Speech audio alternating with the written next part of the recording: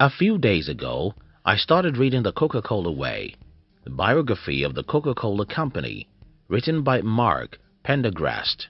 Before now, I have always known that as an entrepreneur, what I sell doesn't matter as much as how I sell what I sell. But The Coca-Cola Way comes to show me how correct that statement is. Looking at the history of one of the oldest companies in the world. In today's video, I'll share with you the one important trick every smart entrepreneur uses to build a successful company. If you're new here, consider subscribing so that you won't miss other interesting videos like this. Creating versus selling products. When it comes to entrepreneurship, most people I know focus on what to sell. I've been asked several times by people who want to start businesses, what business can I start?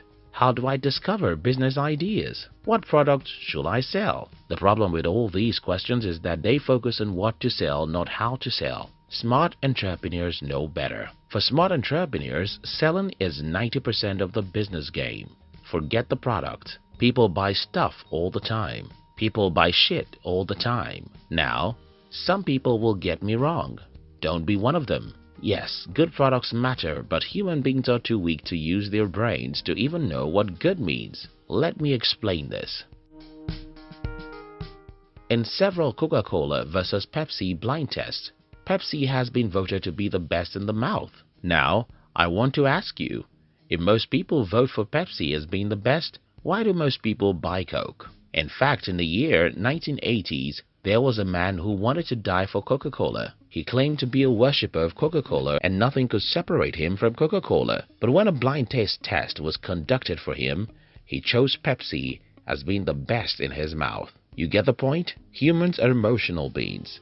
We don't know what is good or bad except we rely on our emotions, which rarely help us. Knowing this fact is very crucial as an entrepreneur, or else you'll fail. Selling your product is more important than building the product.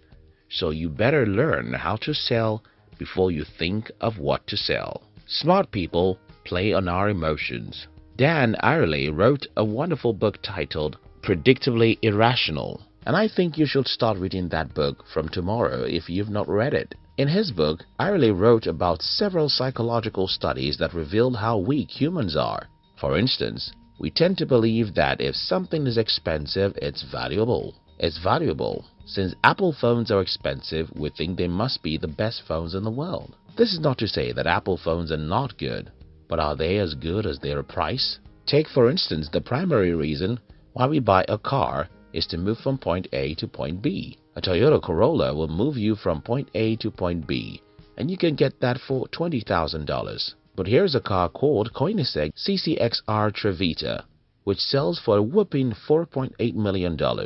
240 times more expensive than a Toyota car. Does that mean a Koenigsegg car is 240 times more beautiful, faster, or better than a Toyota? As Dan Ariely proves, if tomorrow Toyota makes an ordinary car and price it $1 million, we immediately start seeing how special that car is. Not because it's special, but because we're paying a premium for it. The battle of the mind. Several months ago, my team created a digital product. For whatever reason, just a few weeks before we launched our product, I saw a Facebook advert of a man in my country who happens to be more influential than us, promoting a similar concept as we were trying to sell. At the end of the day, we succeeded and smiled with a bang. But this guy failed because no one cares about what he was trying to sell. How can that happen?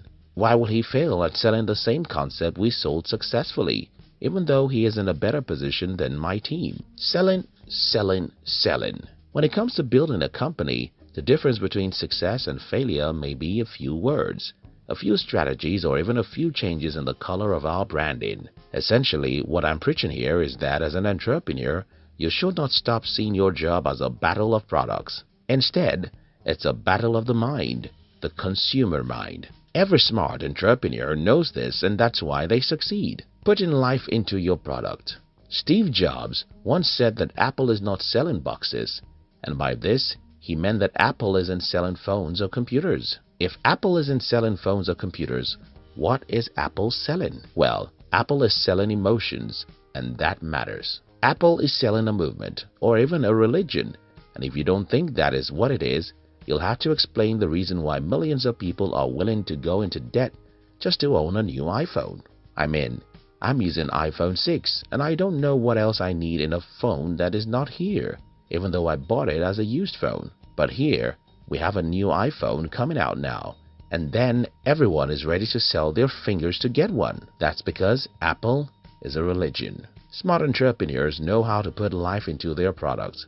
They know how to build a community that is crazy about what they are selling, and they know how to create a movement. But how do you do all these? First, build a business that's like a calling for you. Asa Candler believed so much in Coca-Cola that he would have died for Coke if need be, and so he was able to infect every other CEO and most employees after him, so much that they were able to infect millions of people all over the world. Even though it's sugar, Coke has been seen as a mystical substance for decades. You may not like Mark Zuckerberg, but he loves social media with all his life. Peter Thiel talked about when he decided to invest in Facebook as one of the first people who invested in the company. He needed to listen to Mark, and according to him, Zuckerberg is buried in the world of social media even as a teenager.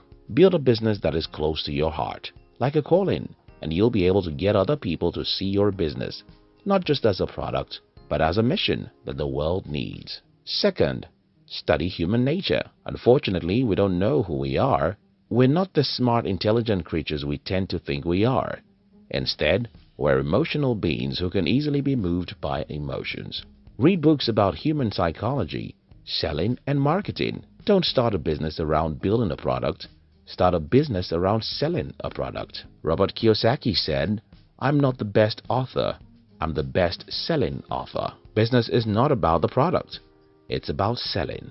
Do you know about our Inspirational channel? We call it Hunt TV, and we use the channel to inspire people like you who want to do great things with their lives. Look at the description box to see the link to Hunt TV. Join the Hunt TV and we'll give you daily inspiration until you achieve your dreams.